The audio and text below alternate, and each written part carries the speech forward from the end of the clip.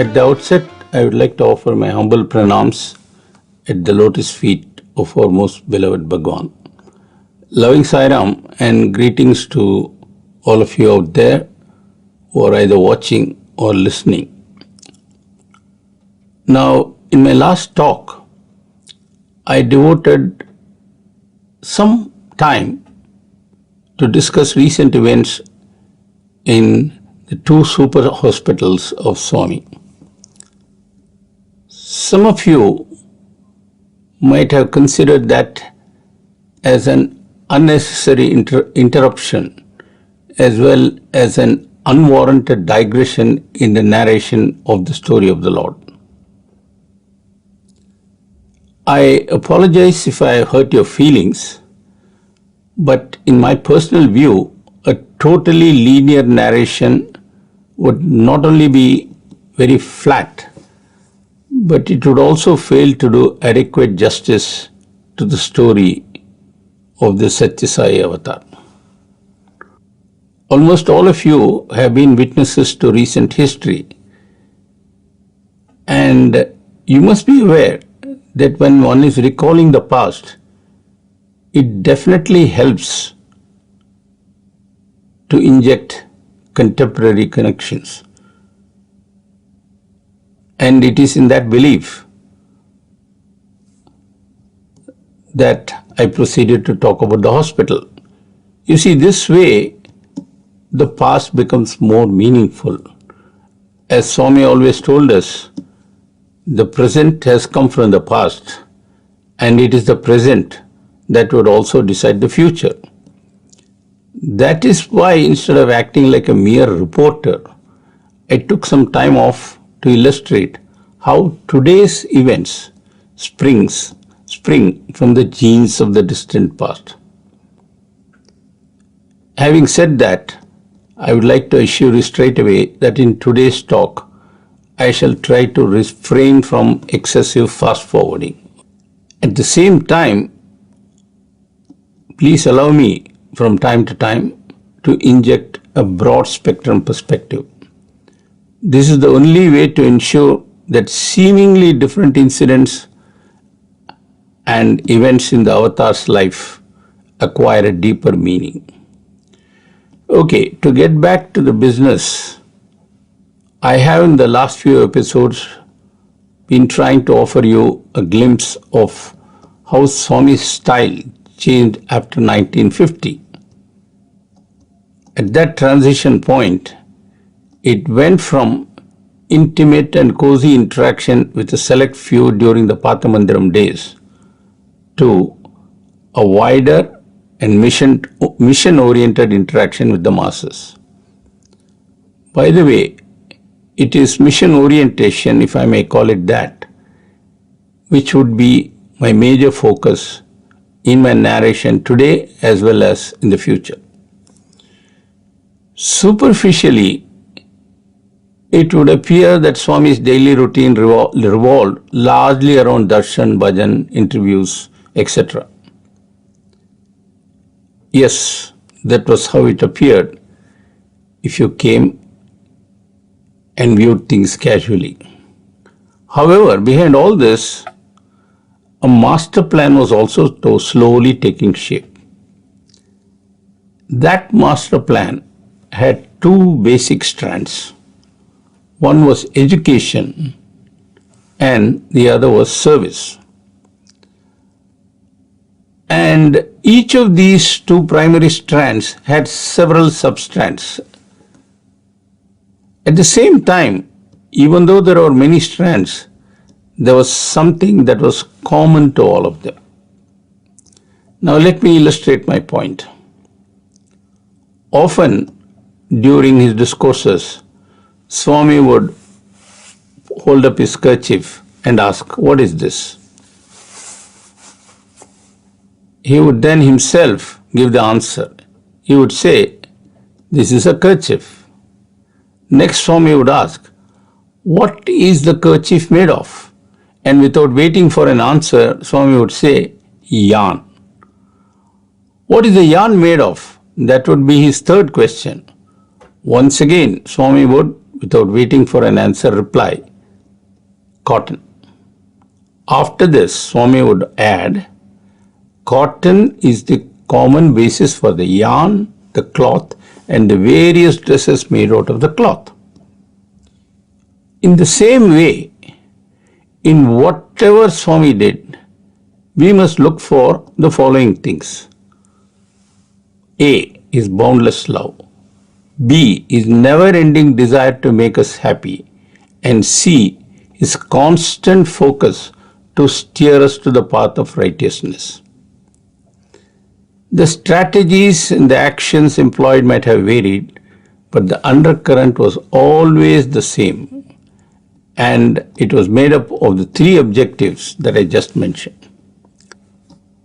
Let me start the substantive part of today's talk by giving you some headlines relating to the period 1950 to 1990, which is my present focus. The record book, if I may put it that way, would show the following. 1. Swami started the Sri Satya Sai Seva organization in 1967. In 1969, Swami launched the Bal Vikas movement. 3. Swami motivated people to discover the scriptures. This he started sometime in the late, or I would say mid to late 50s period. And he did this in several ways. Lastly, and this is the fourth item in my headline, I don't know whether there's a fifth, we'll see that as we go along. From 1968 onwards, Swami started establishing colleges and eventually fused them into a full university in what was then still a village. Oh yes, I must not forget the hospitals. Swami started a small hospital in 1956 right here in Puttaparthi, and that was the forerunner of much bigger things to come. There are of course a few other stands, but I believe I have mentioned all the major ones in order to make my basic point, which is that while the activities might appear different, the undercurrent always remained the same. What do I mean by that? Well, I mentioned 5 strands of Swami's activities, and each one of course has a story of its own, and we shall go through them one by one, not necessarily in the order listed, but no stands alone, because every strand always carried some flavor of the others, and they were all, the undercurrent of every strand was always the same. Swami wanted to spread his love. That's about it. He wanted to make us happy. Okay, so much for generalities, and let me now focus on one of those strands. And just for the heck of it, I am going to start with strand 3, which is about giving importance to the scriptures. Now, I chose this particular topic to begin with because it has a fascinating story of its own. And shall I say that, like all strands, it happens to be in technicolor. What does that mean? That is what I shall explain presently. Basically, what I mean is that although you are looking at a particular event or story or episode or whatever it is, it has a sort of broad spectrum that makes it very beautiful, like a peacock's feather. Well, I would like to begin my narration of this third strand with a small verse that is invariably chanted while bringing the Veda chanting in Prashanti Nilayam to a close. I shall not myself repeat this verse, because if I did it, you would not like it. But I will allow you to hear the audio of this hymn as chanted every day.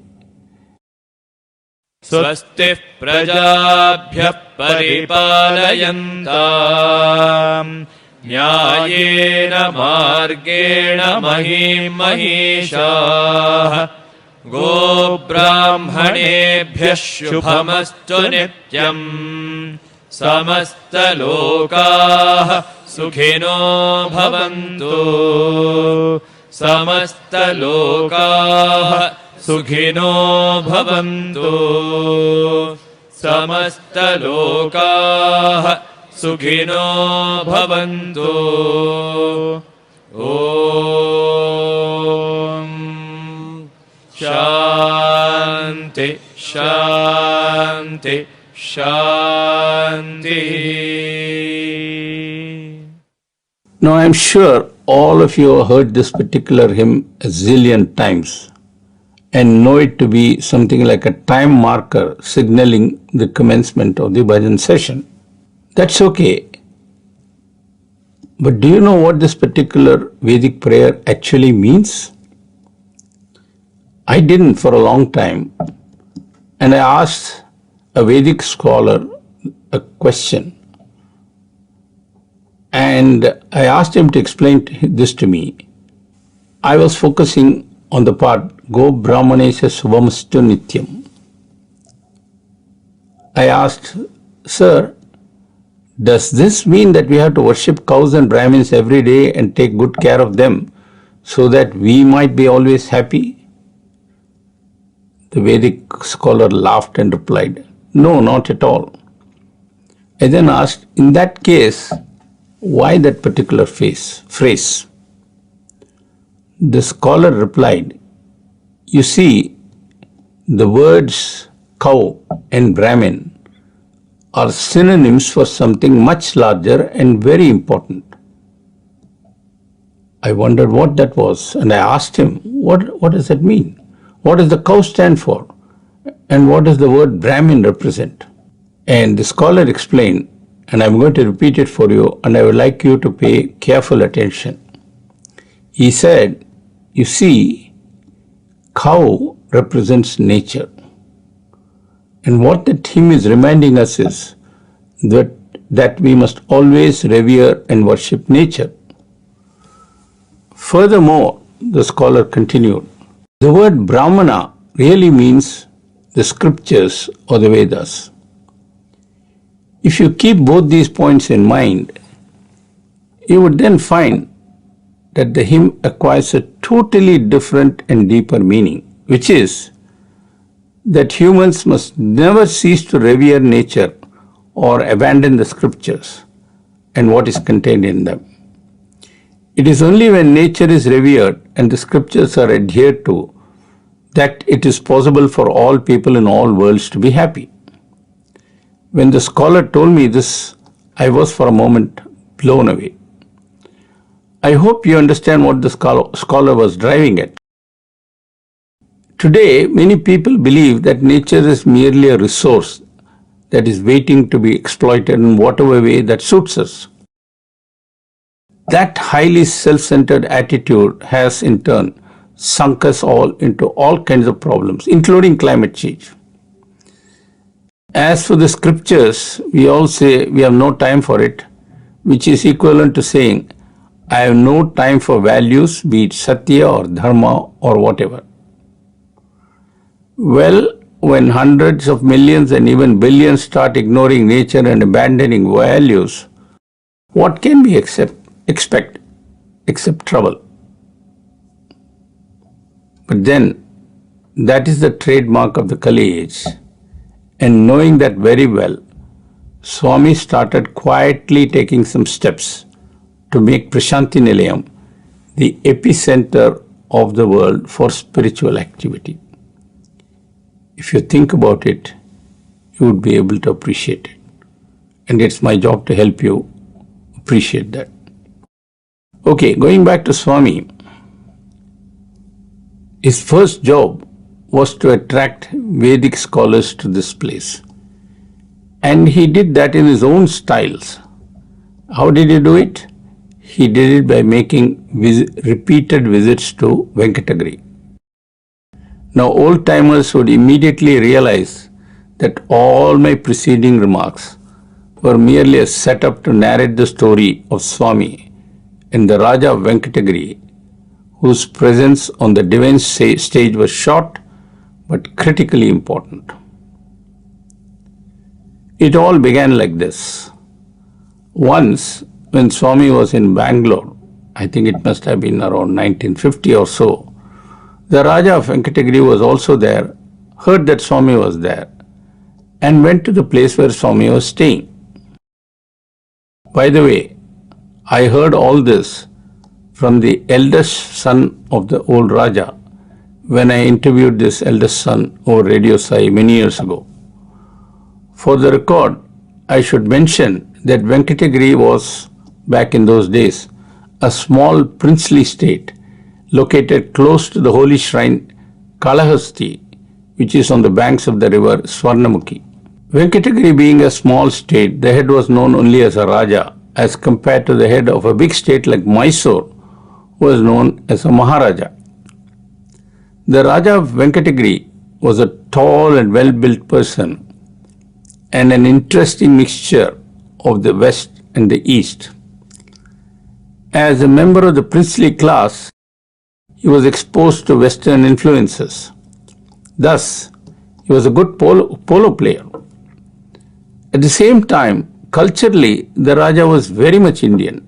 He was very pious, worshipped Lord Rama as his personal deity, loved Carnatic music or classical music, South Indian style, and he supported religious scholars. That last point is important, as we shall soon see. So let us go back to Bangalore in the early 50s, when Swami was there, and so was the Raja of Venkatagiri along with his entire family. For days, the Raja and his family tried very hard to see Swami, but with very little success. But apparently, the family cook was called by Swami for an interview much earlier. That, of course, disappointed the Raja and his family. Anyway, they were finally called in by Swami and given a long interview. But apparently, the moment the Raja saw Swami for the very first time, he unhesitatingly fell at his feet, Sashtanga Namaskaram, as we say. He fell at Swami's feet, crying, "Oh my Rama." In other words, the Raja saw his favorite deity, Lord Rama, in Swami's physical form. And that happened in an instant. The Raja promptly begged Swami to visit his princely state, Venkatagiri. Swami just smiled and remained non-committal. You see, for Swami, everything had to happen when the time and the circumstances were appropriate. As he used to say, Samayam and Sandarpam are very important. Samayam means time, Sandarpam means circumstances and context. This invitation business actually went on for many years because the Raja used to come here often, and every time he would beg Swami, "Please come to my place," and so on. Until one fine day, Swami sent the word from here that he was ready to come to Venkatagiri. The Raja was overjoyed and he asked his eldest son to go to Puttaparthi with a car and bring Swami. But you know what? This son refused. He refused to obey his father's command to go to Puttaparthi and bring Swami in the royal family's car. This gentleman told me that when his family was given its first interview in Bangalore, Swami had actually cured him instantly of a long-standing skin problem. For the family, this event was spectacular, and it confirmed that Swami was really divine. Young man also felt it that way, but as time passed, this gentleman sort of forgot about Swami, his divinity, and that, he explained, was the reason why he was not keen to have anything to do with Swami's visit. The Raja was bitter. He was very angry and also disappointed because his eldest son would not cooperate with him. So he made alternate arrangements for someone else to bring Swami from Puttaparthi and so on. And then suddenly The night before the morning the car was to leave Venkatagiri to bring Swami, this prince, or that is what he was, he had a dream. Appearing in the dream, Swami smiled and gave this young man a nice mango. The prince said, I ate the mango and it was very sweet. And Swami was watching and he was smiling. Of course, it was all a dream, but it was a very nice dream and a very sweet dream. The young prince woke up with a start. That smile of Swami was so enchanting and overwhelming that he ran to the Raja's bedroom. You know what time it was? 4 o'clock in the morning. Now this Raja was a very strict man and people were scared of him. They were afraid of him. It was simply unthinkable for anyone, including the Raja's son, to disturb the Raja at that early hour. Yet this man dared to do so by knocking on the door of Raja's bedroom. The Raja opened the door and gave a very fiery look at the man who dared to disturb him at such an early hour. Speaking very fast, the prince said, Father, I have changed my mind. I am going to Puttaparthi this morning and I shall bring Swami here. Now this change of heart was so unexpected. The Raja was overjoyed and he immediately came out and sat with his son in a room outside his bedroom and began giving detailed instructions about what all the prince should do. And in the morning, when the young prince left in the car, the Raja said, Don't forget what I told you. I want you to send me telegrams from all the towns along the road when you bring Swami. I want to make absolutely certain that when Swami reaches the outside of our town, I am there in full regalia to welcome Swami the way he ought to be. The son nodded, waved goodbye and drove off. He reached Puttaparthi in the evening, met Swami, who was happy to see him. Swami then said, Tomorrow morning we shall leave. Be ready. Next morning, Swami left with the young prince driving the royal car. And when they reached the first town out of Puttaparthi, the prince slowed down the car. Leaning out of the window of the car, the prince started asking some questions of passers-by. The Swami asked the prince what he was doing. The prince replied, Swami, my father told me that I have to send a telegram from every small town we passed. And I am trying to find out where the local telegraph office is. That's all. Swami asked, Why did your father ask you to do that? The prince replied, Swami, because my father wants to keep track of how we are progressing as we are driving through. What for? Swami asked. The prince replied, Swami, that's because my father wants to be in full readiness when you arrive in our town. He wants to give you a grand and royal welcome. That's why. Swami smiled and said, I understand all that, but don't worry, there won't be any problem. You just drive on. There is no need to stop. The prince was not happy, but he dared not disobey Swami, and so he kept driving. As they drove on, at every town the prince tried to stop to send a telegram, and every time Swami vetoed a stop.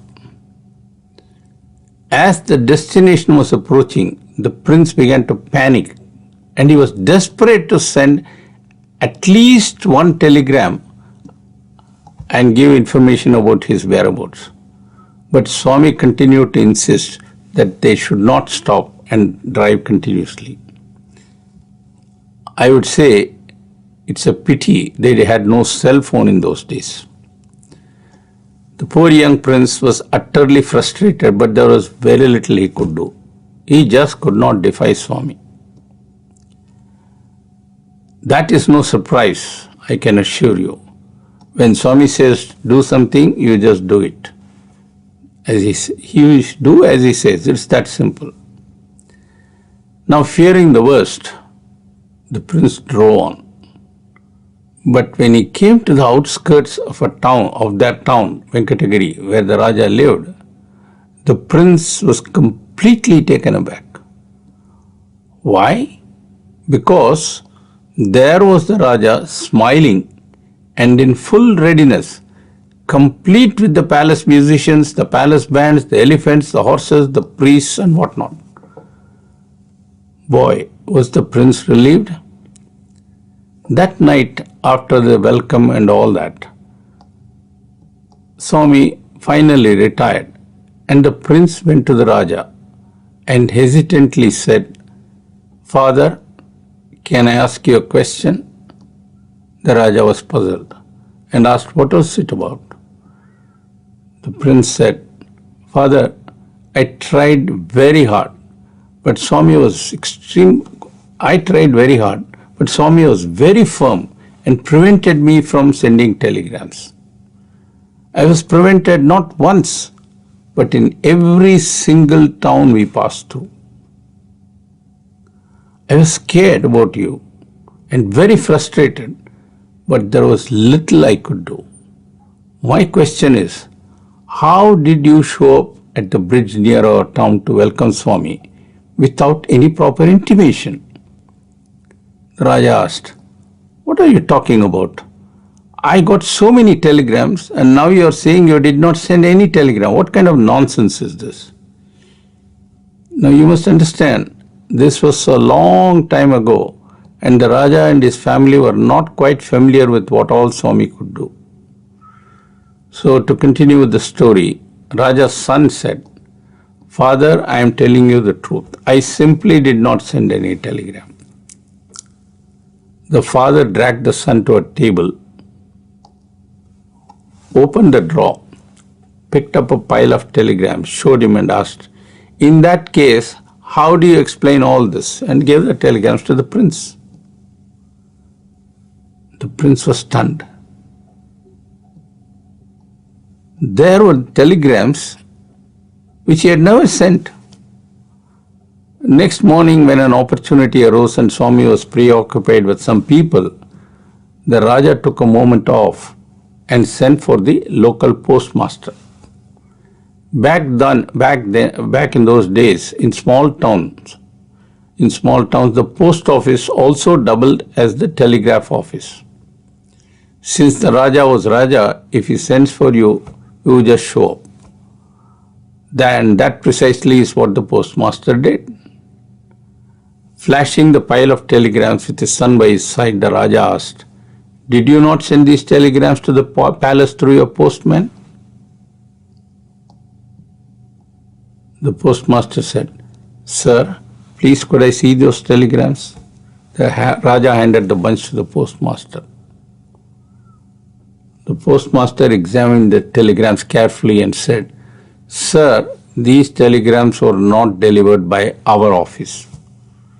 The Raja asked, "What makes you so sure?" The postman replied, "Sir, when we receive a telegram, before we send it to the receiver, we stamp it. These telegrams do not have our office stamp. That means we did not send them." The Raja became silent and started stroking his chin. He then turned to the postmaster and said, "Okay, you can go back." The father and son looked at each other for a second and then broke into a smile. They finally understood. The Raja was overjoyed that Swami entered their palace with a beautiful Leela. Now, going back to what I was saying earlier, there is a reason why I picked on Swami and his Venkatagiri connection. By the way, this connection lasted many years, by which I mean that Swami used to be a regular visitor to Venkatagiri until one fine day he simply stopped. Thereafter, the family came regularly to Prashanti, and in fact they still do. If you recalled, I mentioned earlier that the Raja was a patron of Vedic scholars. Via his visits to the Venkatagiri Raja, Swami was preparing to make himself known to these Vedic scholars.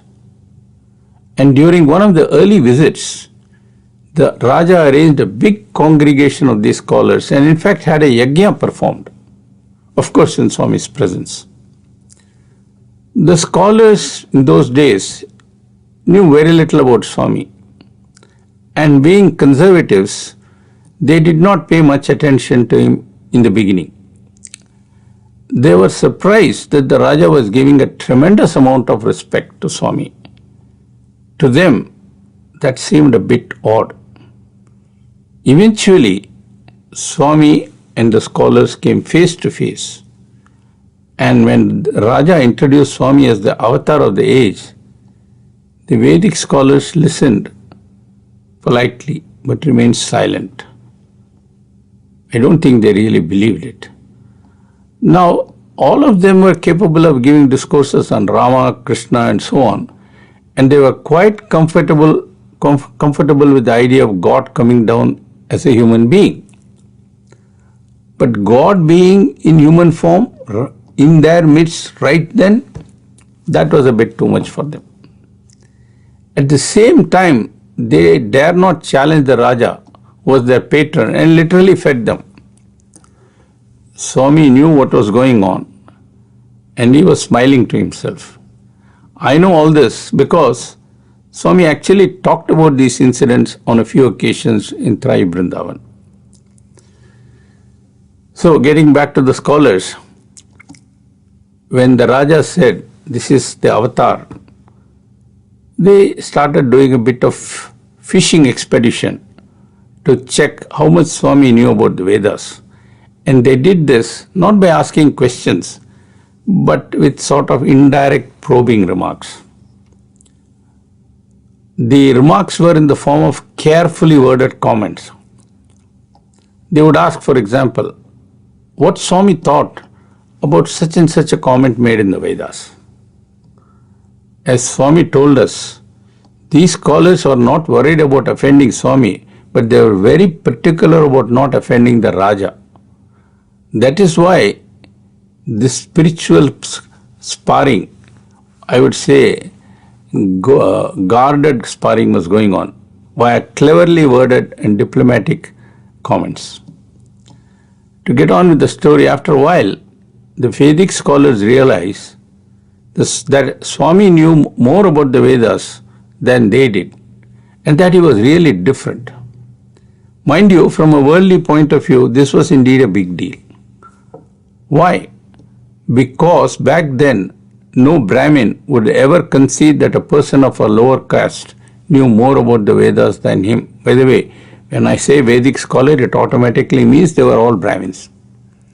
And let us face it, Swami was born in the Raju family, which belonged to a lower caste as compared to the Brahmins. Thus, for a thoroughbred Vedic scholar, accepting Swami's superiority was a tough pill to swallow. But these scholars in Venkatagiri were not done yet. Even though Swami answered all their questions about Vedas and made it clear that he knew more about the Vedas than they did, one of them made bold to ask Swami, what is the difference between you and say Ramana Maharshi and Ramakrishna Paramahamsa? The question was, to use cricket language, a googly. Swami understood what was going on and smiled. In coded language, these scholars were asking, are you really an avatar or just a realized soul? Swami did not give an oral reply. As he explained to us, this is what he said. I just held my two hands like this, the right hand above, palm facing down, left hand below, palm facing up. The scholars understood. Swami was telling them, I have descended from above in human form. That is what avatars always do. God comes down in human form out of love and to help the human race. God comes down in human form out of love and to help the human race. Those people whom you are referring to are humans trying to rise to the level of God. That is the difference. Swami said to us while recalling these events, it took some time for the Vedic scholars to digest and accept this. The Vedic scholars were not done yet, and one of them asked, Prasavama, Pravesama. Now, in translation, what that question meant was, were you conceived in the normal fashion, or were you born as the result of immaculate conception? Swami said he did not directly answer, but turned towards Mother Ishwarama, who was also present. She had gone along with Swami's party during this particular visit. Swami told her, you tell them how I happened to be born. Mother Ishwarama then narrated the entire story, which simply floored the scholars, after which they all accepted Swami as the Veda Purusha or the very source of the Vedas. This is what Ishwarama told them. She said, many years prior to the birth of Swami, Kondamaraju, the grandfather and the patriarch of the family, was one day given an important message by an Avaduta, or a messenger of God, you might say. This Avaduta told Kondamaraju, I have good news for you. God is going to be born in your family in human form. Ask your daughter-in-law to worship Lord Satyanarayana regularly. Ask her also not to be scared if she has a paranormal experience. Kondamaraju was very happy. He promptly went to Ishwarama and directed her to worship Satyanarayana regularly, which she began to do. And he also told her, be careful. You may have some unusual experience, but don't get scared. One day, Ishwarama was drawing water from the well. And while she was doing so, she suddenly saw a ball of blue light in the sky. And not only that, that ball came straight towards her. She was stunned. The ball came very fast, entered into her, and she fainted. When she regained consciousness, she reported the strange occurrence to Kondamaraju. He understood immediately what happened and told her, don't bother, don't be afraid. Soon you are going to be the mother of God. A few months later, a baby was born, and that baby was named Satyanarayana Raju. That boy is Swami, she told the Vedic scholars. I am narrating all this in some detail because slowly Swami wanted Prashanthi Nilayam to have a strong Vedic tradition.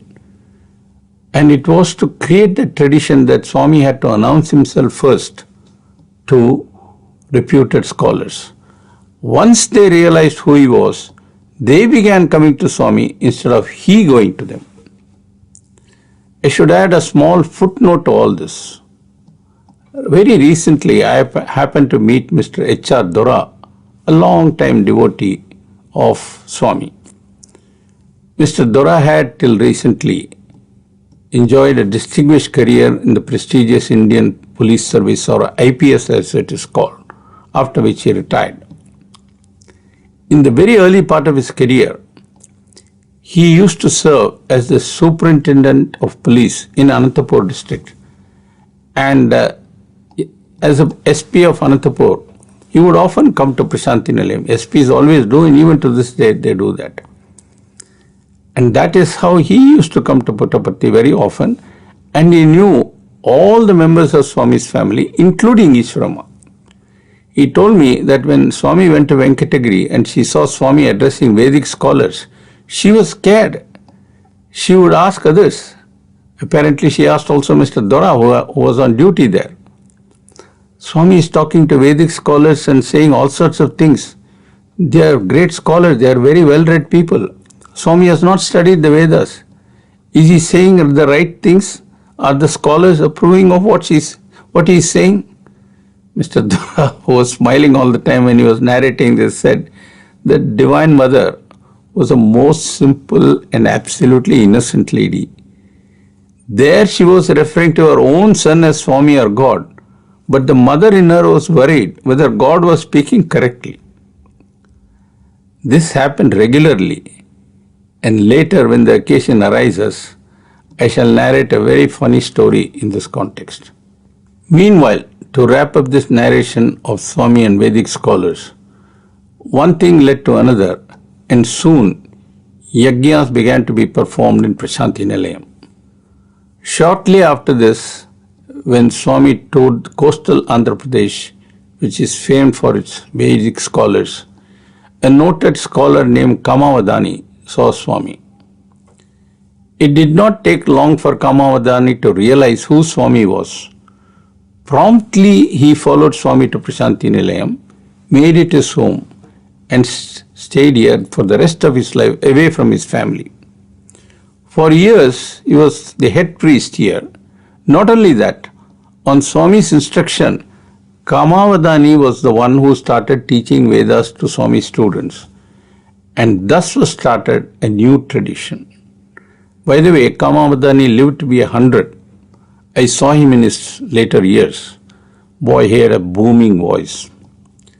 Now, to wrap up the story of Swami and the scriptures, in due course, Veda learning began to catch on.